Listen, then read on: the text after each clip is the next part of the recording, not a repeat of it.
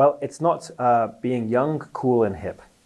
What is important in anybody that wants to work with young people is, I say, being faithful, being available, and being teachable.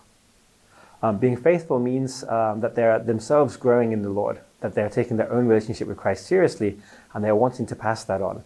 And if they say they will do something, that they will do it.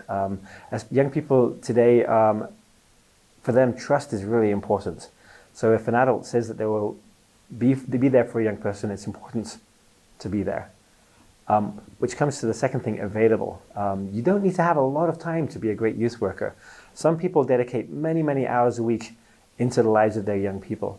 But other people could say, you know, I could make my house available for a young person's Bible study. That would be 2 hours every other week, for example.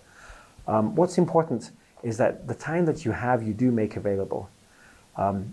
Now, young people are especially, for them, relationships are everything. So if you want to be really involved in a young person's life, you need to understand that the program is a place where you'll meet young people, where you'll develop a relationship with them.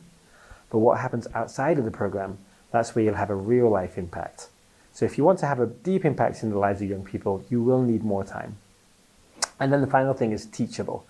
It's important for all of us who volunteer in any part of the church to have a teachable spirit, to not assume that we know everything, and to want to learn how I can do this better. So faithful, available, teachable.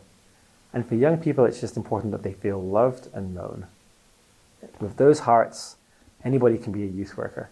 The oldest youth worker that I know is over 80 years old, and she is a grandmother to tens of young people in her church.